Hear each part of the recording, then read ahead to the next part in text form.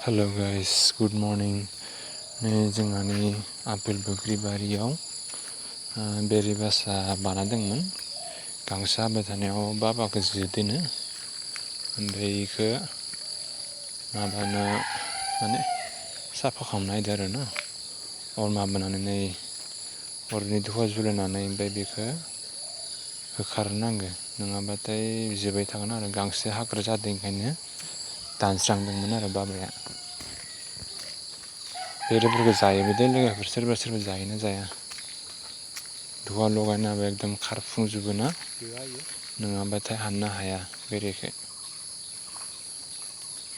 हाग्रायाव थाग्रा बेरेसो लोगोफोर, माखासे मानि दोङोनो। गोजानाव थानानै दान्दादो बेरे लोगोफोर माबायसि खालामनाय नै मोनबाय।